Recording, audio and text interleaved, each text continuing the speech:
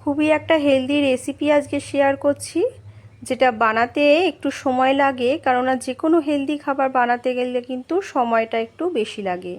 কারণ হেলদি খাবার মানেই হয় অয়েল ফ্রি অথবা লেস অয়েল রেসিপি। তো আজকে খুবই কম তেলে এই রেসিপিটা বানিয়েছি, যার জন্য এটা বানাতে কিন্তু আমার একটু সময় লেগেছে। কিন্তু এটা কিন্তু খুবই একটি সুস্বাদু খাবার এবং হেলদি খাবার। তো প্রথমেই বানানোর জন্য চিকেনের ব্রেস্ট পিস নিয়ে নিয়েছি। সেগুলো ছুরির সাহায্যে এভাবে সরু সরু লম্বা লম্বা করে কিন্তু কেটে নেব।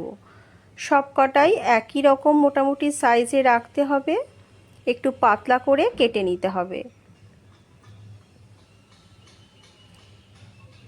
হেলদি খাবার বানাতে একটু সময় এই কারণেই লাগে, কারণ কম তেলে রান্না করতে গেলে যে কোনো রান্না একদম হিট কমিয়ে করতে হয়, মানে লো হিটে পুরো রান্নাটাই করতে হয়।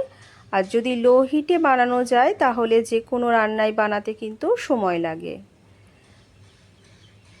চিকেনের ব্রেস্ট পিসগুলোকে এভাবে সরু সরু লম্বা লম্বা করে কেটে খুব ভালো মতো ধুয়ে কিন্তু ড্রাই করে নিতে হবে। একটা টিস্যু পেপার ওপর থেকে সোক করে নিলেই চিকেনের পিসগুলো মোটামুটি ড্রাই হয়ে যাবে। সবকটাই মোটামুটি একই রকম সাইজ হয়েছে, একটু ছোট বড় হলে কোনো অসুবিধে নেই। এরপর এই চিকেনটাকে ম্যারিনেট করব। সামান্য নুন, সামান্য গোলমরিচ গুঁড়ো আর দিয়ে দেব পাতিলেবুর রস।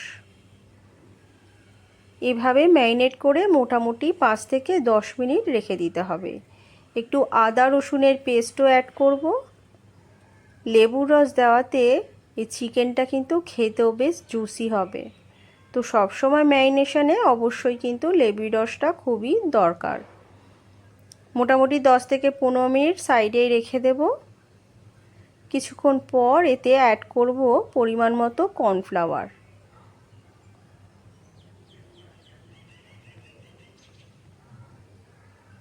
চিকেন ম্যারিনেশন প্রায় হয়ে গেছে আধা ঘন্টা।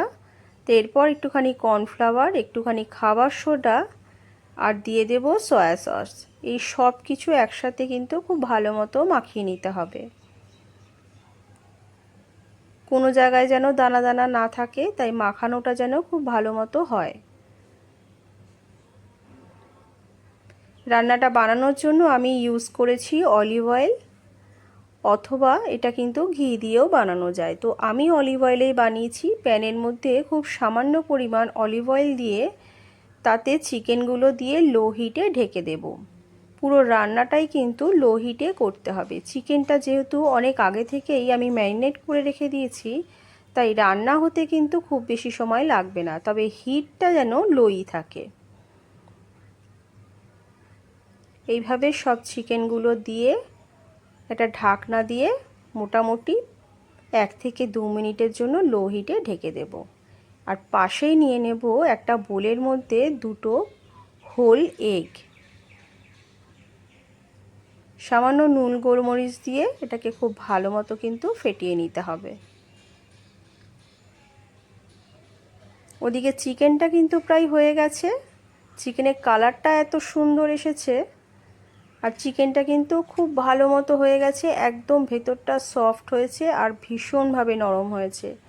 একবার দেখুন কালারটা কি সুন্দর এসেছে। তো চিকেনটা কুকড হয়ে গেলে পুরোটা তুলে নেব এবং ওই তেলের মধ্যেই দিয়ে দেবো একটুখানি রসুন কুচি। রসুনের কাঁচা গন্ধটা চলে গেলে সেদ্ধ করা গাজর এর মধ্যে অ্যাড করব। যেহেতু চিকেনটা সেদ্ধ করা, তাই গাজরটাও কিন্তু সেদ্ধ করেই আমাকে এভাবে দিতে হবে, তাহলে রান্নাটা একটু তাড়াতাড়ি হবে আর গাজরটাও খুব নরম হবে খেতে। হালকা নাড়াচাড়া করে আগে থেকে রান্না করা চিকেনটা এর মধ্যে দিয়ে দেব। সব কিছু একসাথে খুব ভালো মতো সটে করে নেব। দিয়ে দেব খুব সামান্য পরিমাণ নুন আর গোলমরিচের গুঁড়ো।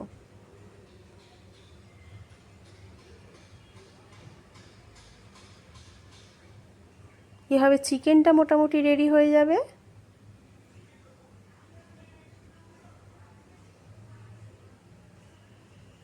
এই রান্নাটা কিন্তু খুবই হেলদি একটি রেসিপি। নামানোর আগে দিতে হবে 1 চামচ মতো মধু। এতে ফ্লেভারটা এত সুন্দর আসবে আর খেতে অসম্ভব ভালো লাগবে। এটা মিষ্টি মিষ্টি ফ্লেভারও আসবে আর খেতেও হবে দারুণ। এটা হয়ে গেছে, সাইডেই ঠান্ডা করার জন্য রেখে দেবো। আর ওদিকে নিয়ে নেব ডিমটার মধ্যে একটুখানি বেসন, সামান্য একটু গোলমরিচ গুঁড়ো আর পরিমাণ মতো নুন দিয়ে খুব ভালো মতো কিন্তু ডিমটা ফেটিয়ে নিতে হবে। এরপর প্যানের মধ্যে সামান্য অয়েল ব্রাশ করে অমলেটের মতো এটা ছড়িয়ে দেব। এটাও লো হিটে বানাবো। আর ডিমটা একটু বেক করার জন্য লো হিটে মোটামুটি 1 থেকে 1.5 মিনিটের জন্য ঢেকে দেব।